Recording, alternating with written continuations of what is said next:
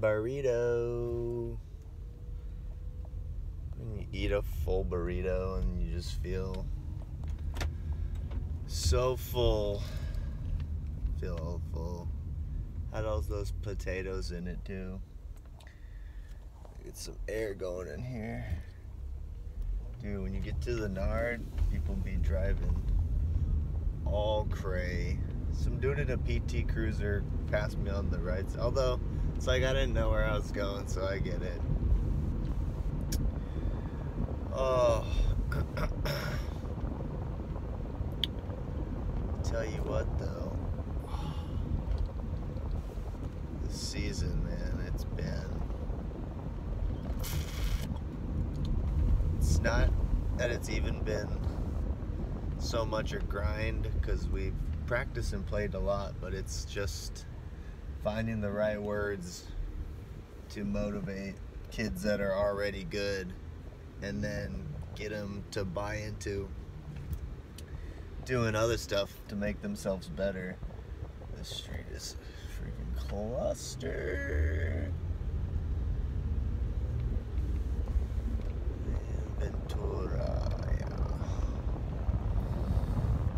and we saw a little bit of improvement last night with our block, which we're going to focus on for like probably 2 or 3 practices. Really, pinpointing a focus and spreading the offense. I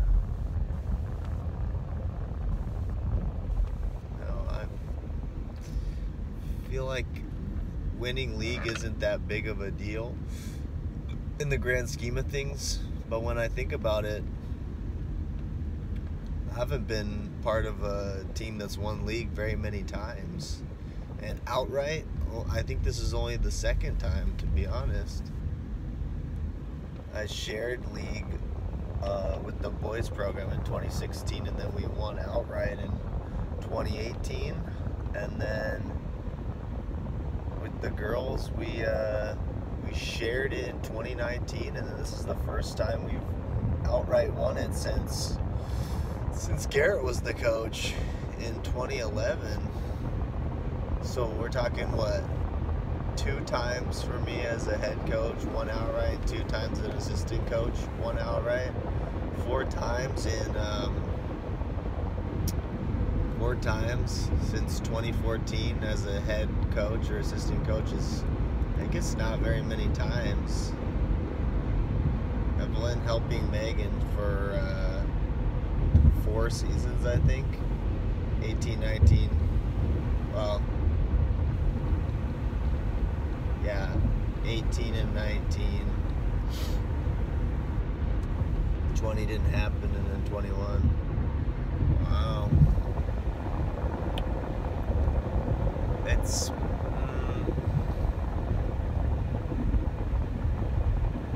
I don't know. I still just think the whole level is not as it was 10 years ago. I don't think as many girls are playing club, or they're not as big, or I don't know. It just kind of goes in waves. But I think once Chloe joined the program in 2019, we knew that she stepped in at outside as a freshman and was just a complete baller, and we knew that this had some potential and some steam. And honestly, the best thing that Megan ever did was put those 3 sophomores on varsity.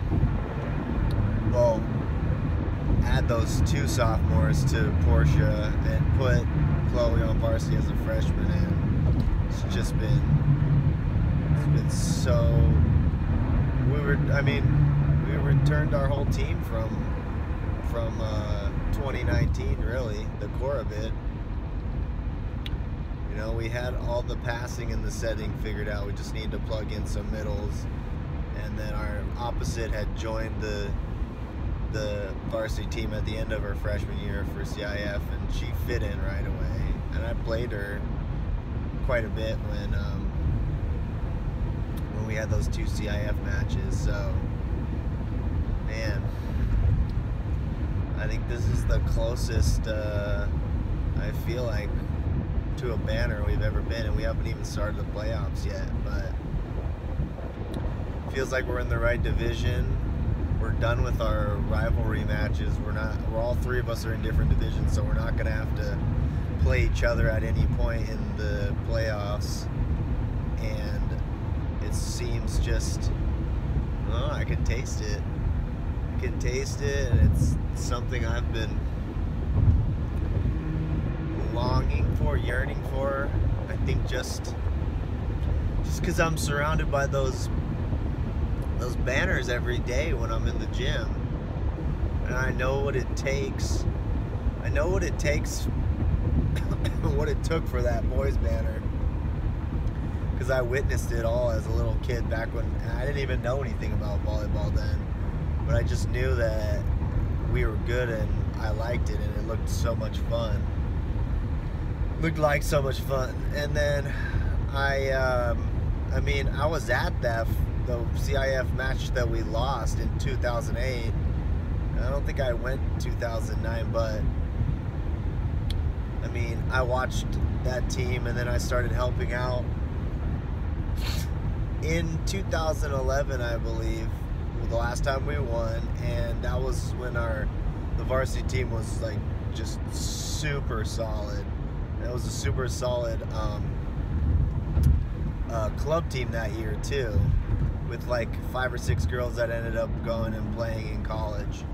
And so I've been around the good times, and I've seen it.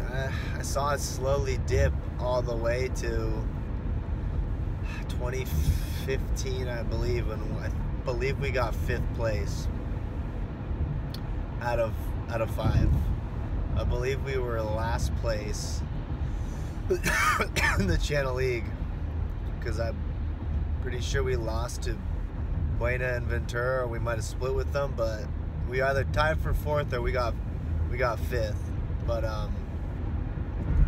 and I think the next year, that was Dylan's first year, and then his second year in 2016, I feel like maybe they got 4th. But I know that when Megan took over, they made the playoffs. They got 3rd place, and then every season she's improved our standings. It was 2nd place in 2018, and we got smashed by Village Christian. And then 2019 we tied for 1st. Last year nothing happened, and this year only place to go was up and get outright 1st. And she did it, man. She did it. She had the right girls around her. But it's that, I think it's that constant attention to detail and relationship building that she's so good at, and that the girls respect her for so much, and they just like her. She's definitely a player's coach. I think it's definitely fostered from the teacher and the teacher that she is. So I've seen her teach, and her teaching mirrors her coaching a lot. I think she definitely coaches with a lot more volume and intensity, because those are different arenas. But I definitely admire her for how committed to and organized she is, and it just feels like she doesn't leave any stone unturned. And that something as simple as like getting the kids yerba mates one day, the day before a big match, or you know, reminder emails about fundraisers, or just the constant flood of positive encouragement and reminders, and serious reminders that go through the app to all the kids. And it's something that I struggle with, that I'm not good at. And I know I'm a good volleyball coach. I have a fairly decent understanding of the game, but like I said before, I don't think I'm the greatest leader, and I could definitely improve being the leader of a program and doing more of those extra things. And I want to try and do that. I just yeah, I'm just a little bit scared of confrontation, the good ways too, and I've always struggled with that. And even though I get 95% of people say they think I'm okay and I'm doing fine and that I'm running a good program, I don't sometimes, and I think I feel like an imposter sometimes, like imposter syndrome. I've heard what that is, and I think I have some of that. Besides all that, though, it's like I just like the heat of battle. I like coaching to get to the heat of battle, and I've yet to really make any run in the playoffs. And the small run that happened last year wasn't a run at all. We lost in the second. I didn't even coach either of those games because Hollister was being born. And that was more important, but I would be lying if I said I wasn't, like, wishing I could be there also. I think just so I wouldn't feel like like it was, if it goes wrong, I want it to be my fault. And I just felt like things were happening out of the realm of my control, and it is my program up until that point, and then it wasn't. But at the end of the day, still, it's like it's just another day on Earth, and there'll be other matches and other CIF runs, and there won't be other third daughters being born. And yeah, but it made it a little bit easier just to slide into the summer and the end of the season, just with all the COVID stuff and whatnot. But yeah, I'm just so obsessed with getting a banner, and I'm starting to think lately, like, I don't even know if it's even gonna, let's say we do get a banner, then what happens then? What will I feel about, what's my next, like, goal or thing? Or I think I've told people or told myself that once we get a banner, I might quit, or I might step away. But I don't think I want to. I guess I would just want to get another one. But it's I hate having to feel like I'm sacrificing time with my family, even though I feel like I spend plenty of time. Like, it is family, and then volleyball, and then work, and that's pretty much it. And it's working for me now, but I just want a banner, I guess, just to show that the last 13 years weren't for nothing. And even saying that makes it seem like I feel like they were for nothing, and they're not. I've got so many great memories. I wouldn't say I have a ton of great relationships still, because I don't really keep in touch with a lot of my former players, and they don't keep in touch with me. And I think every coach would like to think that they're worshipped by their players, but I don't think that's the case. I think it's more of like a business transaction for me and them. I feel like maybe I come across a little bit insincere sometimes, and I think that could just be my just anxiety and my introvertedness as a person. And maybe that's something that can be fixed. Maybe it can. I don't know if you can win a banner if you don't have those relationships instilled, if they're not willing to play hard for you because they just think you see them just as a means to an end. I don't know. I feel like I was a little bit more of a player's coach and more involved, more closely involved before I got married and had kids. Maybe less, just because my mind's other places at times now. But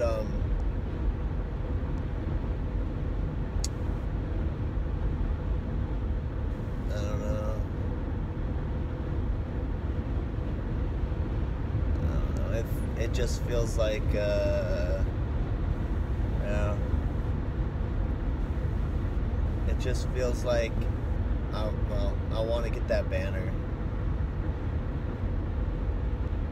Because at least I'll know every time I walk in the gym and see it that I had something to do with it. My time on earth was spent doing something I enjoyed, and I helped, keep a program strong and continue a history and a lineage. Because there's only one banner for girls and boys volleyball. One banner, one each.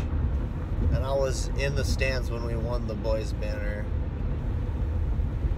And I was been in town since we won the girls banner.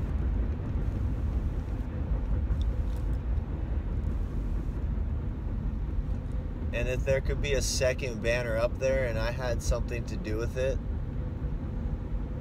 that gets me excited, And I think it's got to become some sort of an obsession, and I am kind of obsessed with it. I'm thinking about it every day, all day, every day. Not all day, but and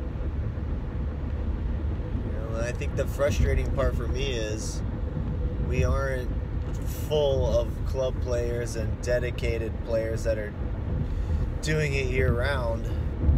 I don't know if the makeup of Division 4 is full of those players or not.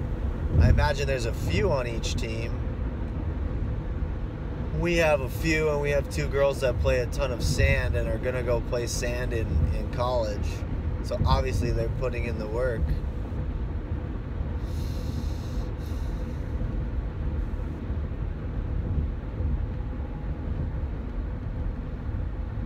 But I don't see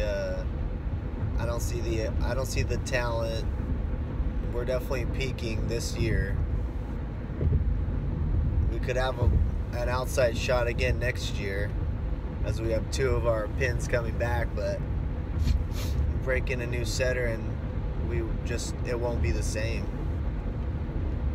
And so how do we get the most out of this great team this year and not sacrifice such an opportunity just because they were, I don't know, unprepared or scared, or we just got to say the right things. We just got to, or not let them think. Just make them play hard and fast the whole time, all the way to the banner, all the way to the ring. I just want something, and I've got two little engraving league titles, and 2 more with the girls that are in the lobby. But I want to see that banner. I look at the boys banner every single day I'm in the gym, and I look at the girls banner every single day I'm in the gym. I can't help it. I gather my boys underneath the boys volleyball banner before and at the end of practice a lot of times. And I didn't even notice or realize it until recently when I just thought about where we stand. And half the time is underneath the boys' banner. I think it's just my ego wanting some recognition at the end of the day. After all this jibber jabber and contemplation and viral content. I don't know. I guess I just want to be noticed, maybe. I guess I just want one shred of respect in the volleyball community. You know what? Getting a banner, I don't think that will change it at all. I'll still just be the dude with glasses in Goleta that coaches volleyball, that doesn't play sand and didn't play in college. But I don't know if that matters if you win. You get a banner. If you get 1 banner, everyone will just say it's a fluke. But if you get 2, now you're cooking with gas. Be honest, I'll take the fluke. I'll take the fluke and I'll take the banner.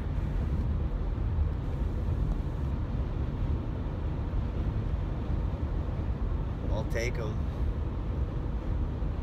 I'll take them because I look forward to going to the gym at least this season, I for sure been looking forward to going to the gym all year for matches and practices. I think maybe because we're good and I know we're getting better. They're a good group of kids, and I just miss being an assistant coach. And it just, assistant coach at the varsity level is the best. It's the best position. You don't deal with any parent bullshit. You know, kids will come ask you questions they're afraid to ask the head coach. You get to play sometimes. You don't have to practice unless the head coach asks you, but you don't have to practice plan. You just it's just so relaxing. I just get to focus on passing on my knowledge and encouraging kids to get better. And man, I love it. And I'm obsessed with it, and I just want the all the time to be rewarded with a piece of cloth that says CIF Division 4 volleyball. It doesn't say, I don't believe it says champions on it, because everyone knows if your banner's up that you won. You don't get nobody puts up a banner for being a runner-up or a finalist. And if you do, that's fucking lame, dude. No one wants to see your stupid ass second place banner. Don't you dare put a banner up for second place. A banner's for first place. Hang that shit on the walls or in the rafters, okay, but no second places. There's no engravings for the times that we got second place in Channel League. Or first.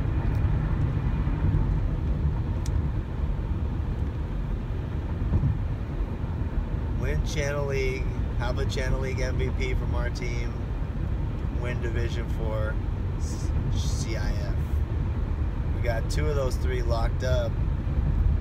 Honestly, I don't even know if the third one's going to be the most difficult one. I don't know. I know we lost to Santa Barbara, we lost to Marlboro twice.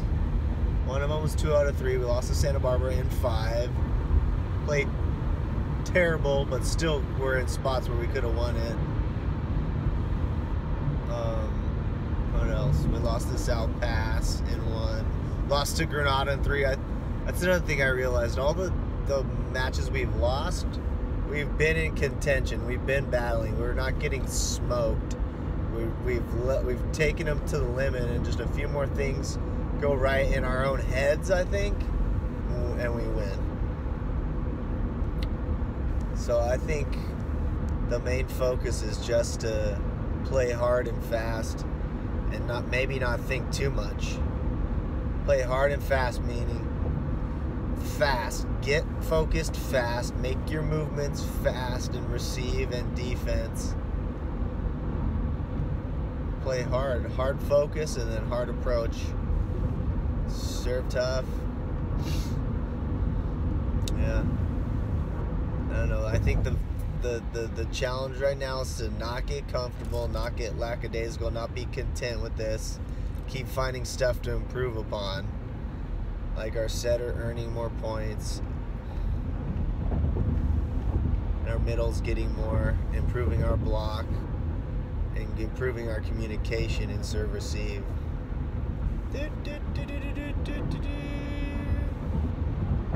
Alright.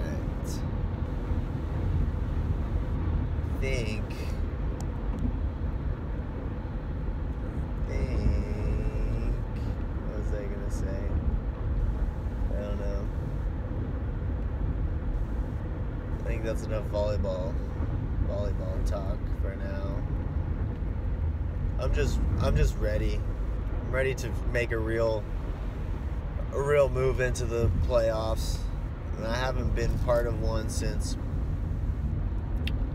2013 when we went to the quarterfinals and lost to Esperanza in Hughes' last season.